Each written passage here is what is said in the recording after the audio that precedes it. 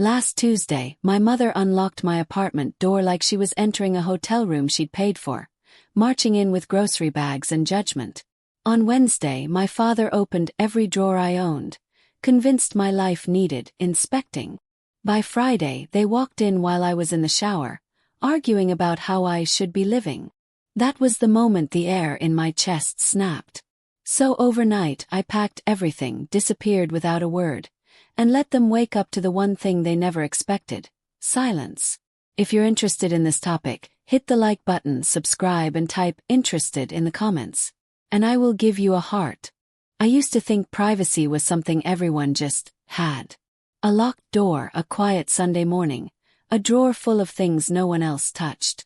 But when you grow up with parents who treat boundaries like suggestions, you learn early that nothing in your life is truly yours. Not your room. Not your conversations. Not even your thoughts. My name is Mara Collins, and until a few months ago, I believed the constant intrusions, the surprise visits, the "we were just worried" speeches were normal. Annoying, sure. Smothering, definitely. But normal. I didn't realize how deeply abnormal it all was until the day I found my mother sitting on my couch, eating yogurt, watching my TV. And I hadn't even been home.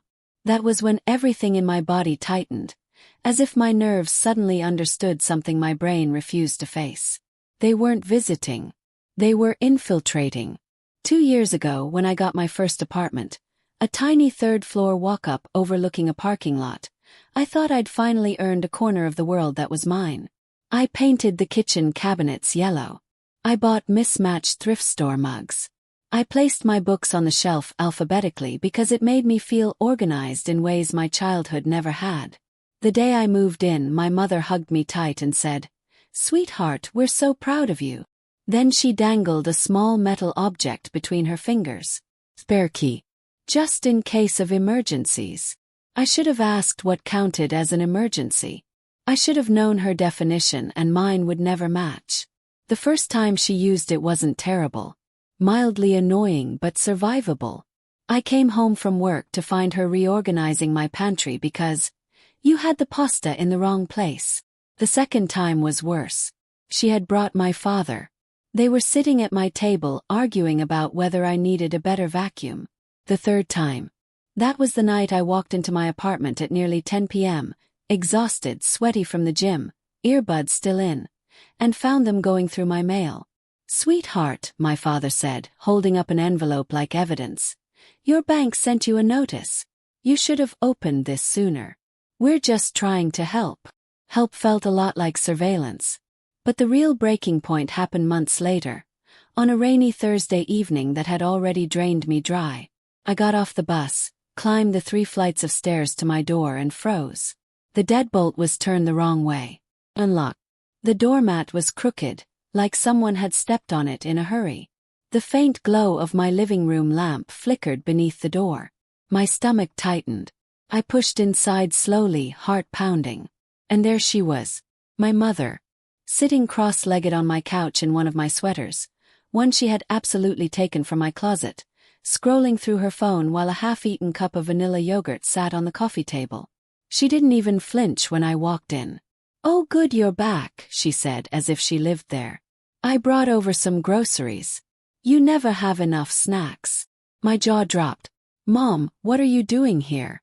How did you even—" "I used my key," she said casually. "You weren't answering your texts." I got worried. I wasn't answering my texts because I was working. Because I was an adult. Because nothing about this made sense. "You can't just walk in," I said, trying to sound firm even though my voice shook. She waved a hand dismissively. "Relax, sweetheart. We're family." The word family felt like a leash tightening around my throat. And then the bathroom door opened. My father walked out holding a bottle from my medicine cabinet. "Honey, this expiration date is wrong. You need to throw this out." My breath left my body in a hollow, collapsing rush. My father. In my bathroom. Going through my things. My toiletries. My private drawers. All the air in the apartment thickened until even breathing felt like a negotiation. "You can't do this," I whispered. "You can't just let yourselves in. We've been parents longer than you've been an adult. my father replied, as if that explained everything. As if that excused everything. My mother added softly, "We're just keeping an eye on you." But the problem was exactly that. They were always keeping an eye on me. Watching. Monitoring. Evaluating. I didn't sleep that night. Every creak in the apartment made me sit up straight. Every shadow felt like an intruder. I kept replaying the scene.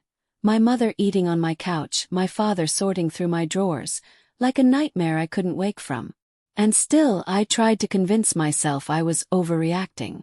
That good daughters don't set boundaries. That independence was something I was supposed to earn permission for. The next morning I found a note taped to the fridge. "Sweetheart, we cleaned up a bit and brought you more groceries. Love, Mom." My entire kitchen had been rearranged. My laundry sorted. My closet fixed. My life touched, altered, entered. That was when something inside me finally whispered a truth I had avoided for too long. If I didn't take control now, they would keep walking through my life like they owned it. And they truly, deeply believed they did. That was the day I realized something that changed everything. My parents weren't going to stop. So I would have to. By leaving. Quietly. Completely. And without warning. The day after I found my parents sitting comfortably in my apartment, wearing my clothes, eating my food, sorting through my private drawers like landlords doing an inspection, I walked through the space like a stranger. Everything felt touched. Contaminated. My kitchen no longer smelled like coffee and cinnamon candles. It smelled like my mother's perfume. The perfume she wore every Sunday of my childhood to remind me she was the center of the house. My living room didn't feel like mine. My couch cushion still had the faint imprint of her body. My bathroom counter wasn't arranged the way I'd left it. Even my toothbrush had been moved. My home had always been small, but now it felt microscopic. Like there was nowhere left to breathe without inhaling them. I stood in the doorway of my bedroom and let my eyes scan the space. My desk, my bed, my nightstand drawer slightly open. My throat tightened. That drawer held the things I kept closest. Journals. Letters. Memories I didn't want read by anyone but me. And there was a small indentation on the journal cover, like someone had hovered a thumb there too long. My chest tightened so violently I had to grip the doorframe. This wasn't worry. This wasn't overprotectiveness. This wasn't love. This was control wrapped in the language of concern. I sat on the edge of my bed, trying to gather enough breath to feel normal again. But normal had shifted. Permanently. Around noon, my phone buzzed with a message from my mother. "Sweetheart, don't forget, we're checking in tonight. Dad wants to help with your bills." Cold rush slid down my spine. They weren't asking. They weren't visiting. They were scheduling themselves into my life without consent. Without pause. Without the slightest awareness that their presence suffocated me. I typed, "Please don't come today." Then stared at the words until they blurred. My thumb hovered over the send button. I deleted it. I tried again. "I'm busy tonight." Deleted that too. Then I just put the phone down. My throat tightened because the truth was sharp, ugly, and lodged under my ribs. I wasn't afraid of their visits. I was afraid of their reaction if I tried to stop them. That's what growing up with boundary-breaking parents does. It trains you to anticipate consequences for the smallest act of self-protection. By late afternoon I couldn't focus on work. Every sound outside my door made my breath spike. Every car door slamming in the parking lot made me stand up and check the peephole. By 6 p.m. I reached for my purse automatically like I needed to run. But run where? The only place I had was the same place they kept walking into. At 6:17 p.m. the knock came. Dark. Familiar. Not angry. Worse. Visual. I stayed completely still. The knocking came again. "Sweetheart." My mother's voice floated through the door, soft and warm in that suffocating way she used when she wanted something. "We brought dinner." My heartbeat thudded in my ears. "Open up," my father chimed in. "We don't want the food getting cold." My body froze. My breath locked. My hand hovered inches from the handle. But I didn't move. Something primal, something I didn't recognize, rose inside me. A quiet no. Not spoken, but felt. The knocking grew firmer. Not violent yet, but insistent. Mara. My father sounded irritated now. The kind of irritation that always came before guilt or lectures. Why aren't you answering? Are you okay? My mother added dramatically, voice pitched just high enough for the neighbors to hear. That was their favorite weapon. Public concern that disguised private intrusion. I backed away from the door slowly, one step at a time, until I hit the opposite wall. My entire body shook. They kept knocking. Alternating voices. Pretending to be worried. Pretending I owed them an explanation for wanting my own home to be my own. I didn't answer. Not because I was strong. Because I was terrified. After 10 more minutes, silence finally fell. I sank to the floor, pulling my knees to my chest, letting the quiet wrap around me like a thin blanket. But quiet doesn't always comfort.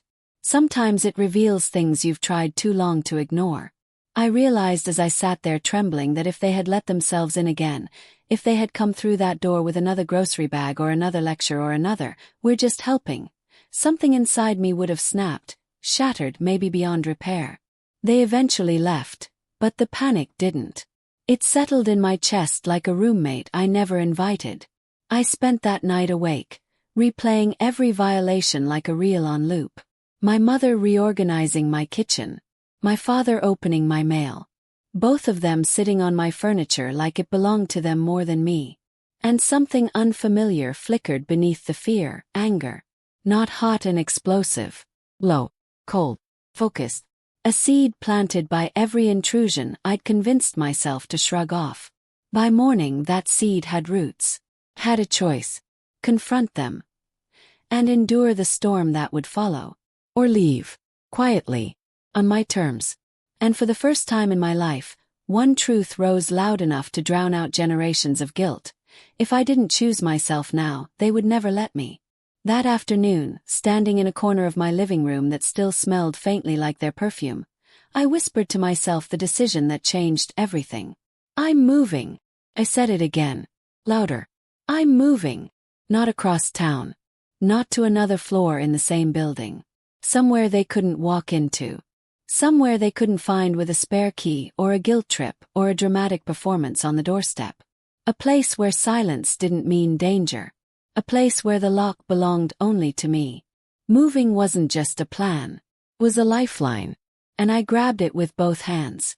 By the time the sun dipped behind the buildings, my decision had already begun rewriting something deep inside me. For the first time in years, maybe ever, I wasn't planning around their moods or their expectations. I was planning an escape. Quiet one. A necessary one. I didn't pack that night. I didn't call anyone. I didn't even let myself open a moving checklist.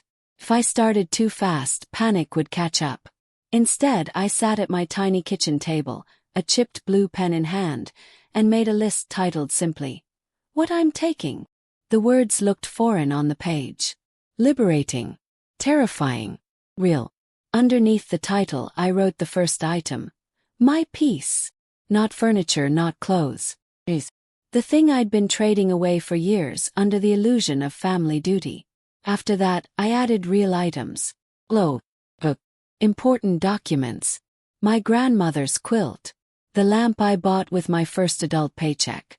Little pieces of a life I'd built slowly, carefully, despite them. Items that felt like mine in a world where very little had. At 9 p.m. my phone buzzed. I didn't check it. Not until it buzzed again at 9:03, then 9:05, then 9:09. Rhythmic, mechanical, like a metronome of guilt. By 9:15 I forced myself to flip it over. 17 missed calls. All from Mom. A group message followed. We're coming back tomorrow. Don't make this harder. Harder for who? That was always the question they never meant me to ask. In their minds, boundaries were insults. Privacy was rejection. Independence was betrayal. I stared at the messages until they stopped meaning anything. Then I powered off my phone. The silence that followed didn't feel peaceful. It felt like standing between two cliffs, one labeled who you've always been and the other who you need to become. I went to bed with the lights on.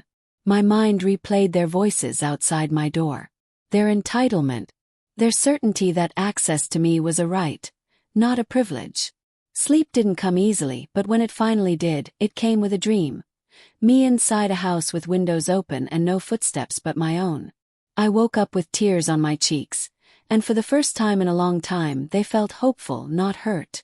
At 8 a.m. I started calling apartment listings. A woman named Celia answered the fourth number I tried. Her voice was warm in a way I wasn't ready for. "We actually had a last-minute cancellation for a one-bedroom," she said. "If you can come by today, I'll show you before anyone else sees it." My pulse leapt. The universe hadn't given me many signs in life, but this one felt handwritten. When I arrived, the building looked nothing like my current one. No peeling paint. No neighbors smoking outside. No creaking stairwell echoing through every thin wall. It was quiet, clean, unfamiliar in the best way. Celia met me at the door holding a clipboard and a gentle smile. "You look nervous," she said kindly. "Moving on your own?" I swallowed. "Moving away," I whispered. She nodded like she understood more than I'd said. "Good," she replied softly. "Everyone deserves a place where they can exhale." Exhale. The word hit me like a memory I hadn't lived yet. She led me inside the unit. Light spilled through wide windows, warming the wooden floors. The living room felt bright and open, untouched by anyone's expectations. I stepped into the bedroom and stopped. The window overlooked a quiet courtyard. A small bench sat under a tree. There was no echo of my mother's voice there. No imprint of my father's disdainful sighs. No ghost of my childhood role pressing on my chest. It was the first room I'd entered in years that didn't feel like it belonged to someone else. "I'll take it," I said too quickly, too breathlessly. Celia's smile widened. "I'll start the paperwork." When I got back to my apartment, their shadow seemed even larger against the walls. My phone buzzed again the moment I powered it on. This time I didn't ignore it. I needed to see how much time I had. "Mom, we're coming in an hour." "Dad, we need to discuss last night." "Don't hide." "Mom, sweetheart, this is family. You don't shut family out." Family. The word that had been weaponized so often it no longer resembled love. I didn't respond. Instead, I opened my closet and pulled out my suitcases. Something inside me felt electric. Fear mixed with adrenaline, mixed with something dangerously close to freedom. I began packing quietly, methodically. Folded clothes, stacked books, rolled blankets, slipped documents into a zipped envelope. Every item placed inside the suitcase felt like one more inch of distance between me and them. I kept my movements light, listening for footsteps in the hallway. At one point I froze completely because I thought I heard them outside. My breath held itself hostage in my throat. I didn't move until silence reassured me. Within an hour, 2 suitcases were full. I didn't take everything. I took only what belonged to my future, not what tied me to a past I no longer wanted to orbit. When my phone buzzed again, I almost didn't look. But something told me I should. It was a video. From my father. He was standing outside my apartment door. "We're here." His voice came through the speaker. "Open up." My stomach twisted violently. I muted the video, grabbed my suitcases and slipped out the back exit, the one they didn't know existed. My heart pounded as I dragged the suitcases across the pavement. Every second felt like a countdown. Every step felt like a stolen breath. When I reached my car, my hands were shaking so badly I dropped my keys twice. Finally, the engine roared to life. I reversed out of the parking space with tears blurring my vision. By the time I turned onto the main road, I didn't look back. Couldn't. If I did, guilt might chase me down. I drove straight to the new apartment, parked in the visitor lot, and sat there with my forehead pressed to the steering wheel. Shaking. Breathing. Free. Not permanently. Not fully. But for the first time, I'd put distance where they had always demanded closeness. I'd created space where they had always closed in. And as I carried my suitcases into the building, a single truth followed me like a steady heartbeat. I wasn't running away. I was moving toward a life where I finally belonged to myself. The first night in the new apartment felt unreal.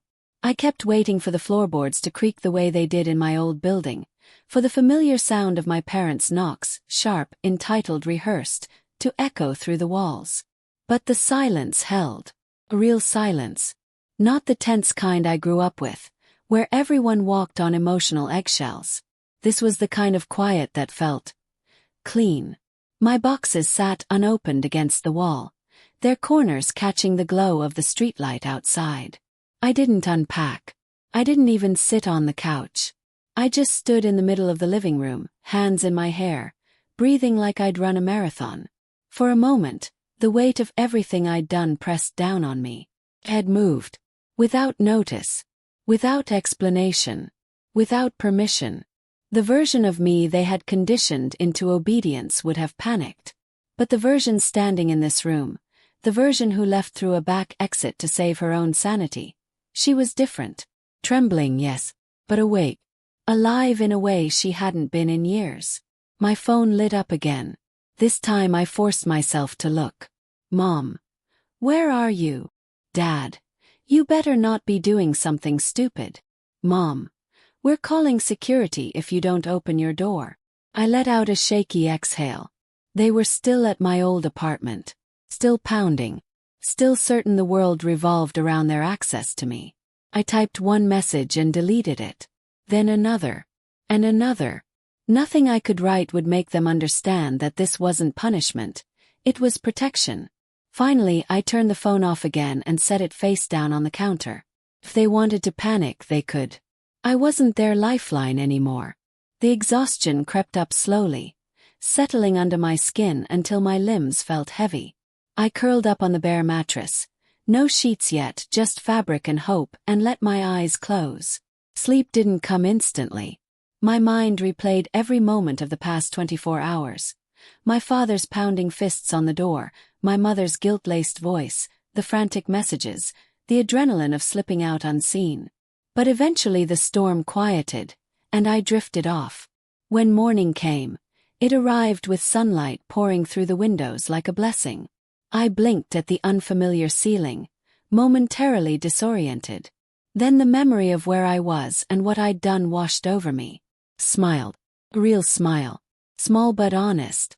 My phone buzzed violently the moment I powered it back on. 42 missed calls. 19 messages. And, of course, 3 voicemails. I braced myself and hit play. My mother's voice exploded through the speaker. This isn't funny. We're at your apartment. The landlord said you're not there. What did you do? Answer your phone. The second voicemail came from my father. His tone was colder, quieter. A simmer instead of a shout. You think this is responsible. You think disappearing is some kind of solution. You better come back before you make this worse. The third voicemail hit differently. It wasn't shouting. It wasn't cold. It was fear. Please, sweetheart, my mother said, voice breaking. Just tell us where you are. We're worried sick. They weren't worried. They were losing control. That was the difference. I placed the phone on the counter and let the silence return. Around noon I went back to my old apartment complex. Not inside, just the edge of the lot, to finalize paperwork with the leasing office. When I arrived I saw them. My parents' car was parked crooked near the entrance. My father paced with his phone pressed to his ear. My mother sat on the curb, looking frantic, scanning every passing person like she expected me to materialize out of thin air. I ducked behind a column and waited for the leasing manager to wave me inside. She pointed me through a side door where no one could see me. You're all set, she whispered as I signed the final form. She hesitated, then added quietly, they've been here since 7 a.m. The confirmation sent a strange sensation through my chest. Not guilt, not satisfaction, but something in between. Proof. Proof of how tightly they tried to grip me. Proof of how badly I needed to let go. When I walked out the back exit, my hands shook. Not from fear, this time from something like power. Fragile power, but real. I drove home with the windows cracked open, cold air filling my lungs like clarity. When I returned to the apartment, I placed my keys on the counter and stood in the middle of the room again. This time it didn't feel empty. Felt mine. My safe place. My restart. I heated a frozen meal, sat on the floor, and ate cross-legged like a kid in a new dorm. For the first time in years, food tasted like food instead of obligation. I should have expected what happened next. At 5:12 p.m., my screen lit up with a notification. Unknown number. This is Officer Lucas. Your parents have filed a missing person report. I blinked, laughed once in disbelief, then stared at the message again. Missing person. Hadn't died. I hadn't been kidnapped. I had simply done the one thing they never imagined I was capable of. Leaving. I called the officer back immediately. My voice was steady when I said, "I'm not missing. Moved. For my safety. For my privacy." There was a pause. Then he sighed, understanding instantly. "Family trouble." "Something like that," I whispered. He asked a few standard questions. I answered calmly. When the call ended, I felt lighter than I had in years. I wasn't missing. I wasn't lost. I wasn't running. I was choosing myself. And as the evening deepened and the city lights flickered on outside my window, a new clarity settled over me. A clarity I hadn't felt since childhood. If they wanted to panic, they could. If they wanted to search, they could. If they wanted to guilt, manipulate, scream, accuse, demand, let them. I wasn't theirs to control anymore. I was finally, truly, irrevocably free. The next morning arrived quieter than I expected, almost suspiciously calm, like the air itself was holding its breath for whatever would happen next. My new apartment felt different today. Not like a hiding place, but like a beginning. Sunlight pooled across the hardwood floors in wide, gentle bands. For once, I didn't wake up bracing myself for footsteps outside my door or the rattling of a spare key in a lock that was never meant for them. I stretched, sat up slowly, and felt the unfamiliar sensation of waking up without dread. It was almost disorienting. I made coffee, leaning against the counter as the steam curled toward my face. For a few minutes, everything was still. No pounding door. No buzzing phone. No tension settling in my shoulders before my day even began. But the peace lasted exactly 8 minutes. My phone began vibrating non-stop, so violently it almost slipped off the counter. When I turned it over, my chest tightened. "Dad. We called the police. This is serious." "Mom. You are being cruel. Tell us where you are now." "Dad. We talked to your landlord. They won't tell us anything. This is unacceptable." "Mom. Why are you doing tea?" "His to us." I exhaled through my teeth, a mix of annoyance and disbelief twisting inside me. Doing this to them. As if every boundary I'd tried to set wasn't met with mockery or intrusion. As if every no didn't become a debate they fully expected to win. As if disappearing was cruelty, but breaking into my home was love. I put the phone down without responding. I wasn't engaging. Not anymore. By noon, I'd unpacked 2 boxes, and realized I didn't know how to decorate a space that belonged only to me. I had always lived in survival mode, not pick curtains mode. So I put on music, sat cross-legged on the floor, and let myself imagine a version of my life where peace wasn't borrowed, but built. That moment, quiet, simple, mine, lasted until a notification flashed across my locked phone screen. Unknown number. This is Officer Patel. Please call when available. My stomach tightened. Not fear. Just frustration that even my silence had summoned consequences. When I called back, the officer's voice was warm but professional. Your parents came to the station again. They insist you're unsafe. Legally, we have to follow up. I rubbed my forehead. I'm safe. I moved out. I left because they kept entering my home without permission. He didn't sound surprised. You're an adult. You have the right to move without notifying anyone. I'll update the report. Relief flickered through me. But the next words he said landed heavier. Just be aware, your parents seemed distressed. I expect they'll keep trying to find you. He was right. because just as I hung up, another message appeared. Mom, we drove past your job. They said you weren't scheduled today. Where are you? Cold ripple ran down my spine. They were searching. Actively, physically, desperately. I took a slow breath, grounding myself in the reality that I was not powerless. Their panic wasn't my responsibility. Their entitlement wasn't my obligation. Still, knowing they were out there looking for me, driving around the city, checking old contacts, knocking on doors, felt like watching a storm circle the edges of your neighborhood. Not hitting yet. Close. Too close. My afternoon slipped by in a strange haze. Half peace, half waiting for impact. I organized kitchen cupboards, wiped down counters, assembled a bookshelf, anything to keep my hands busy while my mind wrestled with a new, unfamiliar truth. I didn't owe them updates. I didn't owe them access. I didn't owe them explanations for choosing safety. By evening, hunger nudged me out of my thoughts. I pulled on a coat and walked to a small Thai restaurant near the corner. The city buzzed softly. Cars humming, distant laughter, neighbors chatting as they walked dogs. No one here knew me. No one here expected anything from me. It felt like stepping into a world I had always watched from the outside. As I waited for my food, I glanced at my phone.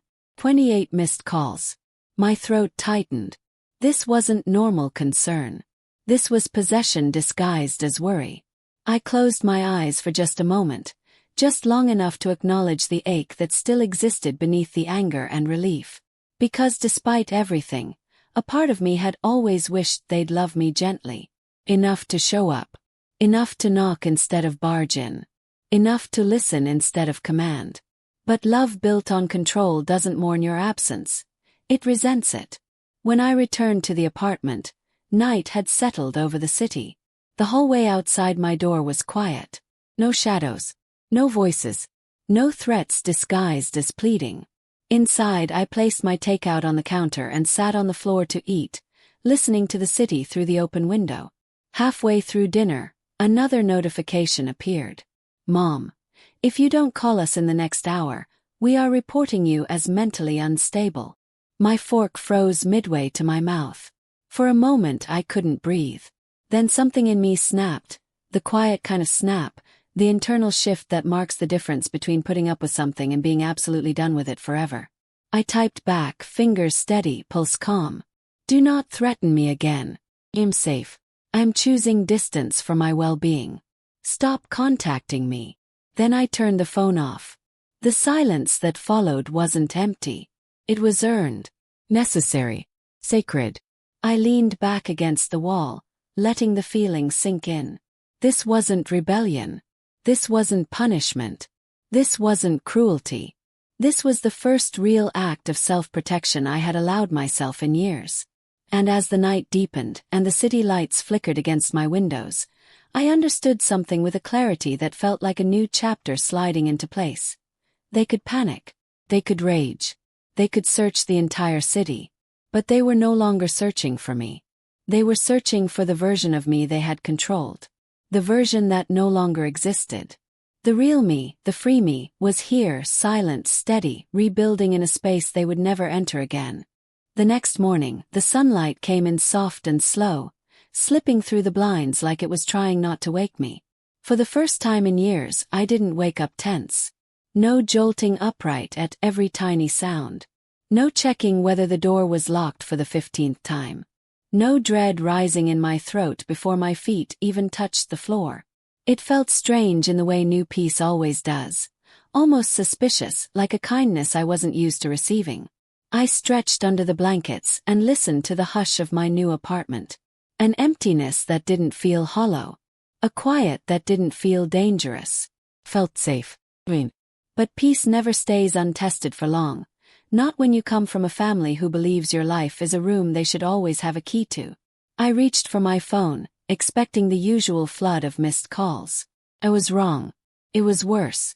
Text after text scrolled upward like a digital avalanche. Paragraphs, questions, accusations, guilt trips, demands. My mother's messages were frantic and operatic. My father's were clipped and furious. And my sister, who rarely participated, had jumped into the chaos with her own brand of passive-aggressive commentary. I scrolled slowly, reading lines that felt both familiar and exhausting. "We're worried sick. This isn't normal behavior. You're acting childish. Your father hasn't slept. If you cared about this family, you'd stop this nonsense. Are you trying to embarrass us? You're being dramatic. You can't just disappear. Come home. Now." And then the one that almost made me laugh out loud. "We're thinking about filing a missing persons report." I set the phone down and stared at the ceiling with a long, steady exhale. Not because their messages hurt, but because they were predictable. So predictable it almost felt like reading from a script I'd known my whole life. Step 1. Ignore boundaries. Step 2. Make decisions for me. Step 3. Use guilt like a fishing hook. Step 4. Pretend concern while demanding compliance. Step 5. Turn my silence into their crisis. A crisis they created. A crisis they enjoyed performing. I made breakfast.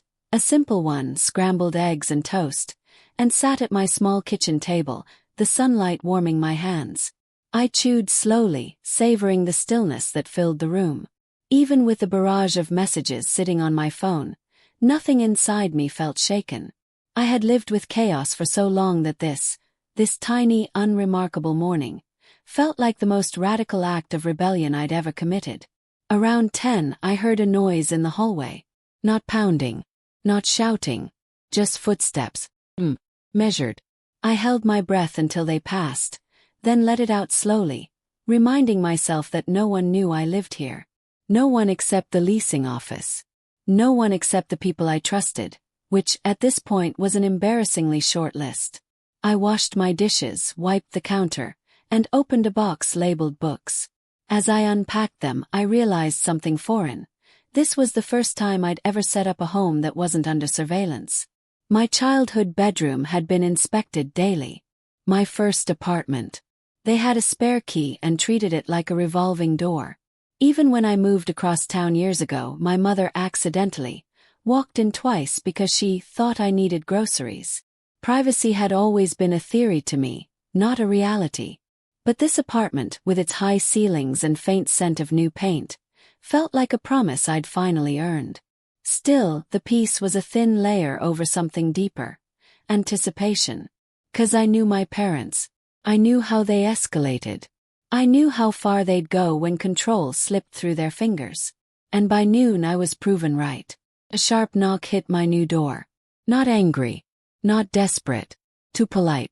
Too formal. I froze, breath caught in my chest. It wasn't them. They never knocked like that. I approached the door quietly, looking through the peephole. A man in a suit, holding a folder. My stomach clenched. Not a cop. Not family. Courier. I opened the door cautiously. "Are you the former tenant?" he asked, checking his papers. "No," I replied. "I just moved in." "Ah," he nodded. "Well, I have documents for someone named." He double-checked. "You." He said my name slowly, clearly. My heart thudded. They had found my address. Well, they didn't even know the building. Then he handed the envelope to me. Heavy, familiar handwriting on the front. My mother's cursive, rigid and slanted like every letter was dragged across the page. "They insisted these were urgent," the courier added. "Multiple calls." I swallowed. "Thank you." When I shut the door behind me, the envelope felt radioactive in my hands. I didn't open it right away. Instead, I sat on the couch, tracing the edges with my thumb. I already knew what was inside. I didn't need to read it to know. It would be a manifesto of guilt and manipulation, a collection of paragraphs meant to sound wounded but written with the precision of someone who had spent years perfecting emotional ambushes. But when I finally tore it open, careful, slow, steady, it wasn't a letter. It was several printed pages, copies of reports. My breath hitched. My parents had filed a missing persons report. And then, worse, they had filed a mental wellness check, accusing me of being unstable, delusional, risk. "She's not thinking clearly. She's isolating herself dangerously. She has a history of emotional volatility. All of them. Deliberate lies designed to weaponize the system. My vision wavered, not in weakness, but in disbelief at how far they were willing to go. They hadn't just crossed a boundary. They had detonated it. I felt my pulse thudding in my throat as I flipped through the pages. Every word was an attack disguised as concern. Every statement was crafted to paint them as victims, and me as a problem that required intervention. A shiver crawled up my spine. This wasn't just panic. This was escalation. This was retaliation. This was control slipping beyond their reach, and them clawing desperately to get it back. I sat still for a full minute, letting the shock settle into clarity. Because suddenly, everything inside me aligned with sharp, unwavering certainty. If I didn't build stronger walls now, legal ones, they would tear apart everything I'd just begun to rebuild. Silence wouldn't be enough. Distance wouldn't be enough. Moving wouldn't be enough. I needed protection. Real protection. Something enforceable. Something permanent. I stood up, walked to the window, and stared out at the city. People below were living normal lives. Walking dogs, heading to lunch, laughing on sidewalks. And here I was, holding documents that proved exactly why I'd been running. I grabbed my phone, turned it on, and scrolled past the storm of messages without reading them. Then I clicked the only number that mattered right now. Not my mother. Not my father. Not my sister. Lawyer. When the assistant answered and asked what the case was regarding, my voice didn't shake. Not once. I need to file for a restraining order, I said. And I have proof of harassment, false reports, and unlawful access to my previous residence. She paused. Then her voice softened. We can help you. Come in tomorrow. Morning. When I hung up and set the phone down, a surprising feeling settled over me. Not fear. Not guilt. Power. Not revenge. Protection. Not running. Choosing. The beginning of the end for them. The beginning of everything for me. And for the rest of that evening, as the sun dipped behind the buildings and the warm shadows faded into violet dusk, I felt something I had never felt after standing up to my parents. Peace that stayed. Peace that didn't apologize. Peace that didn't tremble. Peace that belonged to me. And I knew, without uncertainty, without hesitation, that this was only the first step. The real confrontation was coming. And this time I would not be the one backing down. The next morning arrived with a heavy gray sky, the kind that made the world look colorless and tired. And maybe that was fitting because I woke with the same heaviness pressing over my ribs. The reality of the documents I'd received, the missing persons report, the wellness check request, the lies, sat on my chest like a weight I couldn't shake off. But beneath that weight was something new too, resolve. A sharper, cleaner kind of strength that only takes shape when you've finally had enough. I dressed slowly, choosing clothes that made me feel steady, grounded, unshakable.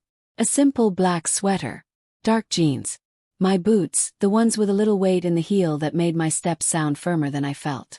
By the time I walked out of my building, the city was just waking up, steam rising from manhole covers, the subtle roar of traffic humming under the morning quiet.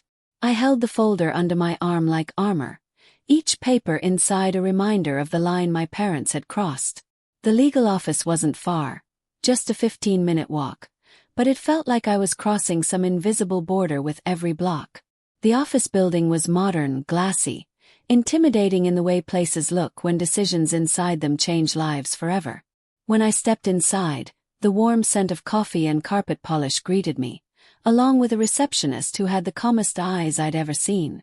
"Morning," she said kindly. "You must be Annalise."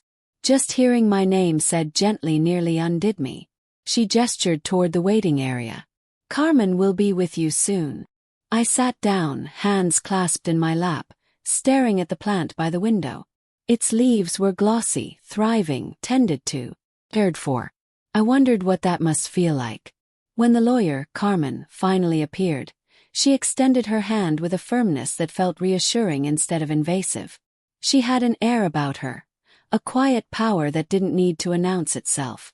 "I've reviewed what you sent," she said as we entered her office. "And I'm going to be direct with you.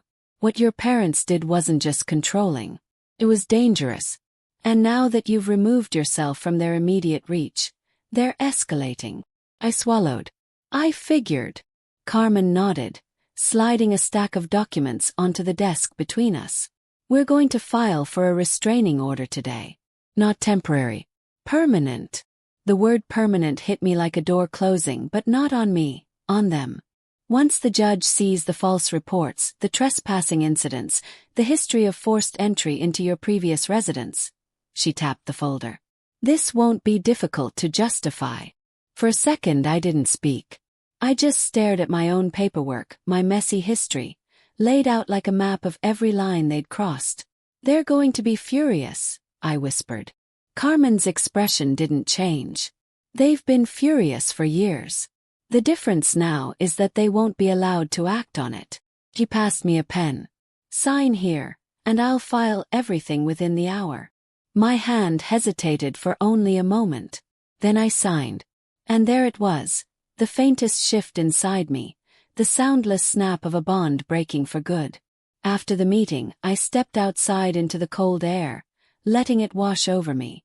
For the first time, I didn't feel guilty for taking care of myself. I didn't feel selfish or dramatic. Felt right. Protecting myself wasn't betrayal. It was survival. But the peace didn't last long. When I reached my apartment, my phone buzzed, over and over like a malfunctioning alarm. My stomach tightened before I even looked. 27 messages. 12 missed calls. 3 voicemails. All from my parents. My hands shook as I opened the first one, even though I had promised myself I wouldn't read them. But curiosity has sharp teeth. And there they were. The expected attacks dressed as concern. "We heard you're lying to the court. You're ruining this family. Where are you? This is abuse. We're coming to talk whether you like it or not. You can't hide in some apartment like a coward." Then the one that made my blood run cold. "You think moving changes anything? We always find you." Froze. The words repeated in my head, louder with each echo. "We always find you." A direct threat. Wrapped in entitlement. Laced with the absolute belief that I belonged to them. That they had the right to know where I lived, how I lived, who I was becoming. I took a long, shuddering breath. Then another. Then I opened the second voicemail. My mother's voice. Ragged, dramatic, trembling like a performance practiced over years. "Your father is sick over this. Mason is devastated. We don't understand why you're acting like this. We've always protected you." Protected. I almost laughed. But the third voicemail wasn't dramatic or angry. It was calm. My father. "Annalise," he said quietly. "This behavior ends now. You will call us. Or we will escalate. Don't test us." My throat felt tight, but not with fear. This was anger, thick and rising. I forwarded the messages to Carmen immediately. Her reply came within minutes. "Thank you. This strengthens everything. Keep all of them. Do not respond." The rest of the day passed slowly, a thick tension hanging in the air like a storm waiting to break. I didn't leave the apartment. Didn't open the blinds. Didn't turn on the TV. I needed the quiet, needed to hear myself think. Around 8 p.m., I finally forced myself to cook something simple. Bread. Something grounding. Halfway through chopping vegetables, my phone buzzed again. This time a message from my old landlord. "Your parents came to the old building again today. Banging on the door. Demanding access. I've documented everything. Should I call authorities next time?" My heart clenched. I typed back immediately. "Yes. Call the police if they return." When I set the phone down, a single truth settled over me with heavy certainty. They weren't stopping. They never would. Not on their own. But something else settled too, stronger than fear. I wasn't stopping either. And for the first time, I wasn't the one panicking. They were. I cleaned the kitchen slowly, methodically, letting every motion ground me deeper into this new reality. When I finally lay down in bed, exhaustion clung to my bones. Not sadness. Not dread. Just the weight of a long fight finally moving toward its final act. My eyes drifted shut, and for the first time in my life, I didn't wonder what they were doing. I didn't brace for the next intrusion. I didn't wait for the next blow. Instead, I whispered into the dark, firm and quiet, "You don't own me anymore." And sleep, real sleep, finally found me. I woke up before sunrise, the kind of waking where you don't remember falling asleep, only the weight of reality settling back onto your chest. The apartment was quiet, but it wasn't the gentle kind of quiet. It felt like the air itself was holding its breath with me.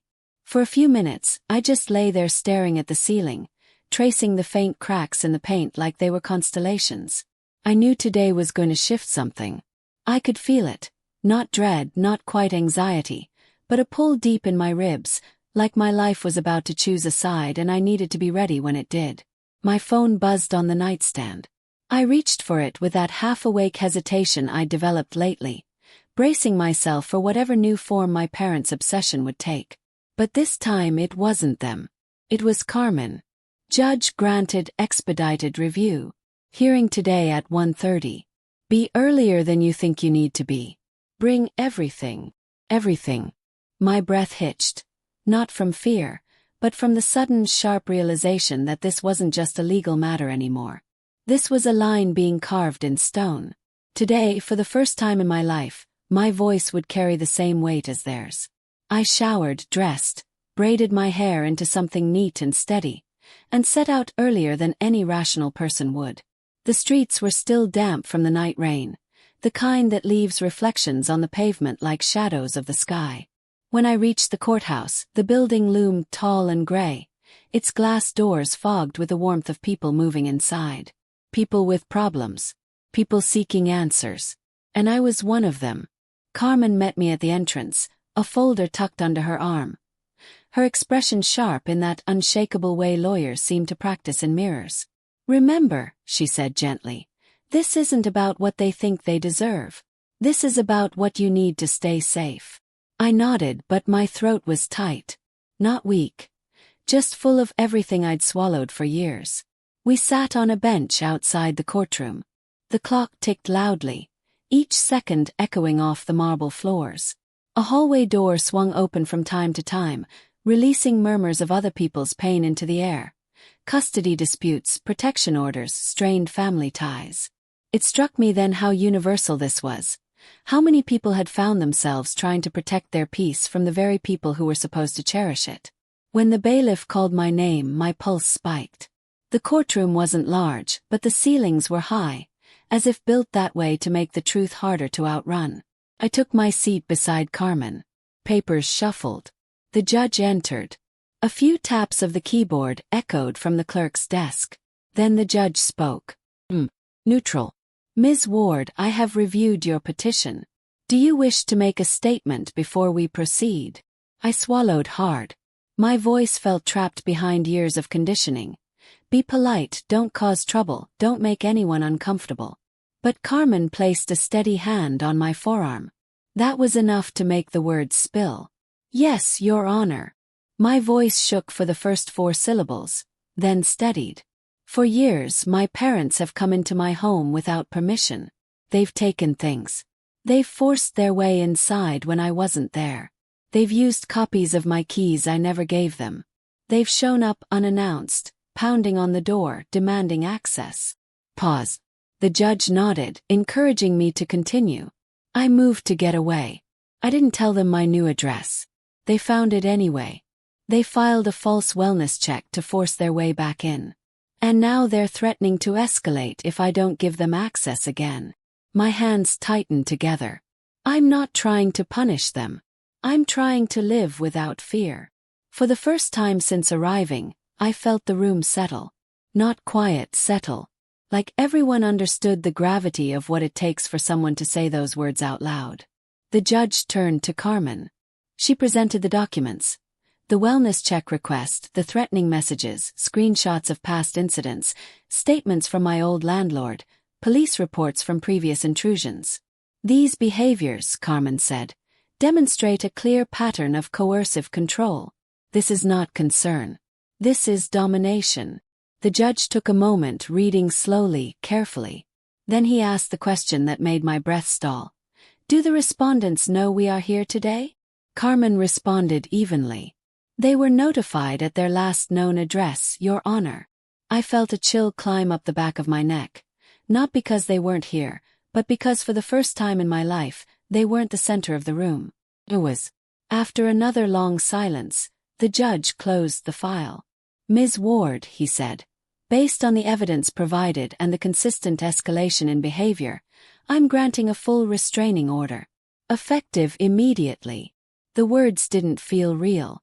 They hovered in the air like something too heavy to hold but too necessary to let fall.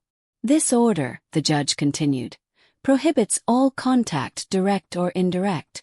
They may not approach your home, workplace, or any location where you are known to reside or visit regularly. Any violation will result in immediate arrest. Immediate arrest. My heart hammered. I wasn't prepared for the flood that hit me. It wasn't joy. It wasn't victory. It was relief. Deep, shaking relief that made my bones feel softer. After the hearing, Carmen and I walked outside into a burst of sunlight breaking through the clouds. The air smelled like wet pavement and something else, something that felt like freedom. This is your life now, she said quietly. A life that belongs to you. I nodded, my throat too tight to speak. As I stepped away from the courthouse steps, my phone buzzed. But this time I didn't flinch. I already knew what it was without looking. The court notification confirming the restraining order had been served electronically. And as I walked toward the crosswalk, the afternoon sun warming the back of my neck, I felt the unfamiliar sensation of a chapter closing without chaos, without guilt, without apology. Part of me wondered how long it would take before my parents realized the world they controlled no longer included me. Another part of me didn't care. For the first time in my life, I wasn't bracing for their reaction. I was stepping into my own. And every step forward felt like reclaiming a piece of myself they had tried to take. I wasn't running anymore. I wasn't hiding. I wasn't surviving in the cracks of their expectations. I was free. And they were finally, legally, permanently on the outside, where they had put me all my life. The first night after the restraining order felt unreal. I sat in my new apartment, the real one, the one nobody knew about, with the lights off and the city humming quietly below me. A single lamp cast gold across the floorboards, and for the first time in months, maybe years, I wasn't listening for footsteps in the hallway. No sudden pounding on my door. No unexpected keys turning. No shadows at my peephole. Just stillness. A stillness so unfamiliar it almost scared me. I made tea and sat by the window, watching cars glide through the intersection like tiny beads of light. I should have felt triumphant, but what bloomed inside me was something softer, relief so thick it almost made me dizzy. But peace doesn't exist long around people who thrive on chaos, and my parents were the type to turn silence into a weapon. They didn't call me. They didn't message me. They didn't show up, which should have been comforting, but instead felt like the air tightening before a storm. I kept my phone volume on high, not for them, but for the court alerts my lawyer said I'd receive if anything happened. It was close to midnight when the first one came. A short vibration, barely a hum, but enough to make my breath snag. Alert. Attempted contact from restricted party. Log. No action required from petitioner. I stared at the screen until the words blurred. According to the timestamp, my mother had tried calling me 3 times in a row. No voicemail. No text. Just calls. Each one blocked automatically by the system. Each one recorded as a violation. I felt the old instinct try to rise in my chest. The urge to soothe, to explain, to fix. But I crushed it down before it could take shape. This wasn't my responsibility. This wasn't my problem to manage anymore. I turned the phone face down and forced myself to breathe. For the next 3 days, the silence settled again, thicker this time, as if my parents were regrouping, recalibrating, deciding how to twist this narrative into something that painted them as the victims and me as the villain. Carmen checked in often, reassuring but firm. Remember, she reminded me, the first boundary always breaks them more than it frees you. She was right. On the fourth morning I got another alert, this one harsher. Violation reported. Respondent attempted in-person contact at previous residence. My pulse kicked hard. I read it again. They had gone to my old apartment. The place I had abandoned. The place that wasn't mine anymore. My old landlord must have called. I imagined the scene. The hallway echoing with my mother's dramatic cries. My father's fists pounding the door. Their voices demanding answers from a place I no longer lived. I couldn't decide if the thought made me sad or vindicated. Maybe both. By afternoon the messages started. Not to me, those would be blocked, but to people around me. My coworkers. My friends. Even my boss. I learned through screenshots that my mother sent long, rambling paragraphs about how I'd been brainwashed and manipulated by outsiders, and turned against the family who sacrificed everything for her. My father sent short, angry bursts. Half-truths and accusations, calling me ungrateful, unstable, dramatic. Mason posted on social media a vague but pointed rant about people who abandon their families for clout. I felt something inside me harden. Not bitterness, resolve. They were spiraling because they'd lost control. And people who rely on control always lash out when it slips through their hands. I muted every notification and went about my day. Work, dinner. Nothing glamorous but defiantly normal. It wasn't until evening that the next shift came. I was brushing my hair in the bathroom when my phone buzzed with another legal alert. Respondent attempted contact through third party. Forwarded for review. I frowned and opened the attached report. My parents had tried to reach me through my ex, someone I hadn't spoken to in over a year. A minute later my phone vibrated again. This time a personal message. Not from my parents. From him. Your mom showed up at my job. You okay? I stared at the screen, my stomach tightening. They were escalating. Not physically but strategically. They wanted a reaction. They wanted to corner me emotionally the way they always had. But what they didn't understand, what they couldn't understand, was that I wasn't the same person who used to fold under their pressure. I took a steadying breath and typed a short reply. I'm fine. Please do not engage with them. He responded immediately. They looked desperate. Scary desperate. I swallowed hard, my pulse thudding in my ears. Desperate people do reckless things. But desperate people also reveal themselves. Called Carmen again. She listened patiently, then said in that same calm tone, "This is exactly why the order exists. Document everything. And Annabelle, don't open the door to guilt. It's just another trap." That night sleep wouldn't come. I lay awake, staring at the ceiling, tracking every creak in the building, every car passing below. I wasn't afraid. Not exactly. More aware. Hyper-aware. Like my nervous system had spent a lifetime bracing for storms and didn't yet know how to trust clear skies. Around 3 a.m. I finally drifted off. And what woke me wasn't noise, but light. Bright flashing light. Blue and white. Police lights. They streamed through the blinds like broken glass, dancing across my ceiling. My heart slammed so hard it rattled my ribs. I sat up, breath sharp, pulse racing. A rush of footsteps echoed down the hall outside my door. Radios crackled. Someone shouted a command. I scrambled to the peephole just as officers moved past my apartment, toward the stairwell. On instinct I stepped back from the door, chest heaving. I didn't know what was happening yet, but I felt the tension in my bones. Something was wrong. Something was shifting. Something was coming undone. And deep down, in that quiet place where instinct whispers before logic catches up, I knew exactly who this was about. My phone buzzed beside me. A new alert. Legal update. Respondents taken into custody for repeated violations. I sank onto the floor, breath shallow, heart pounding so loudly it drowned out everything else. They had done it. They had walked themselves straight into the consequence they thought they were immune to.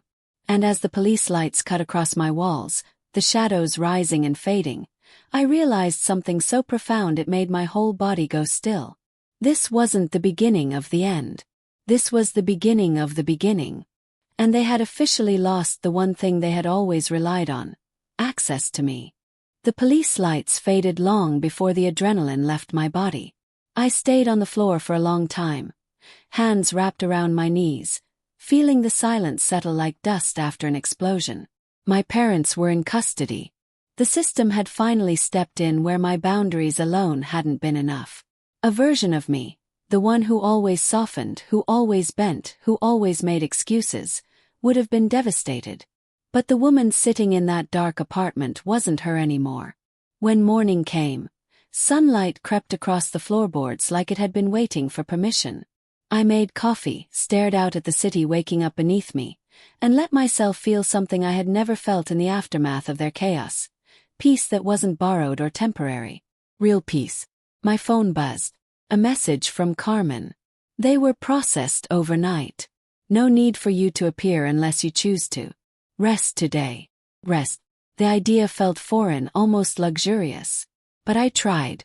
I sat at my desk, lit a candle, and opened my laptop to catch up on work. The simple kind, the steady kind, the kind no one could sabotage. Around noon, the next unexpected message came. My aunt, Helena. The only one who had ever told me I deserved more than survival. Call me when you're ready, she wrote. I heard what happened. I'm proud of you. Proud. A word that had never belonged to my story until now. I called her, my voice softer than I expected. She told me everything she'd learned. How my parents had shown up at 3 different places in the last week. How Mason had been bragging to friends about using my credit one last time. How the story they'd spun had begun to unravel even among people who used to worship their version of events. They're not angry because you left, she said gently. They're angry because you stopped being useful. The truth landed with a quiet certainty. That had always been the root of it. Love had never been the currency in my family. Access was. And once I cut off access, everything else had followed. That afternoon, Carmen sent another update. My parents had been released pending a court date, but with stricter conditions than before. No contact, no proximity, no third-party involvement. Any violation would lead to immediate jail time. It should have made me feel vindicated. Didn't. Made me feel free. Not triumphant. Not spiteful. Just done. So completely, deeply done. By evening, I took a walk through my neighborhood, watching the sky shift from lavender to navy. Shops glowed softly. Couples held hands. A little girl skipped beside her father, laughing at something he said, and instead of pain, I felt distance. A gentle, removed ache, like watching a life I'd never lived and finally accepting I never would. But that didn't mean my life couldn't be something else. Something better. When I returned home, another message waited. Not from family. From the conference director. We heard what happened during your talk, she wrote. We would love for you to return as a keynote speaker next season. Topic of your choice. Your voice mattered. I stood there reading that line over and over. My voice mattered. Not my compliance. Not my silence. Not my usefulness. My voice. That night, I opened the folder on my desktop labeled Someday. The one filled with notes, ideas, pieces of a life I had always wanted but never thought I was allowed to build. A financial literacy curriculum for young women. A workshop series on boundaries and independence. Podcast about reclaiming your life after toxic families. I moved the folder to the center of my screen. No more someday. Just now. The next morning I went to the courthouse, not because I was required to, but because I wanted to close the loop myself. My parents were there, waiting with their lawyer. My mother was pale, mascara smudged. My father stood stiffly, eyes darting anywhere but toward me. His voice, once booming and commanding, sounded small when he finally spoke. Annabelle, he murmured. This has gone too far. My mother reached toward me, her voice cracking in a way that might have moved the old version of me. Sweetheart, we're still your family. For a moment, the world went quiet. I saw every version of myself at once. The girl who worked 3 jobs while they partied, the daughter who crossed the graduation stage alone, the woman who cried in the parking lot while they watched football, the one who paid their debts and bailed them out and never asked for anything in return. And the one who now stood in heels that did not shake, before people who no longer held power over her. No, I said softly, evenly. You were my family. I'm my family now. My mother's hand fell. My father's jaw tightened. They both looked at me like they were finally seeing someone they couldn't manipulate. The judge called the session to order. Conditions read. Violations documented. Boundaries carved into legal stone. When it was over, my parents shuffled past me as if passing a stranger. And maybe that was exactly what we'd become. Strangers connected only by history, not by love. Outside the courthouse, the air felt different. Fresher. Lighter. Sharper. I called Helena to tell her it was done. She exhaled. Good, she said. Now go live. And I did. In the months that followed, my life grew roots I didn't know I was missing. My credit recovered. My savings rebuilt. My job promoted me. I launched my workshop series, and women showed up. Dozens. Then hundreds. Women who had been silenced, drained, used, dismissed. Women who saw themselves in my story. Women who were ready to choose themselves too. On the day my podcast hit its first 1,000,000 streams, I sat on my balcony again, overlooking a city that had become mine.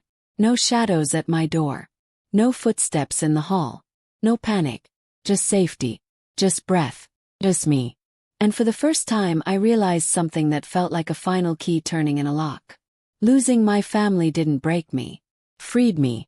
If you've ever walked away from people who made you feel small or guilty or invisible, then you already know.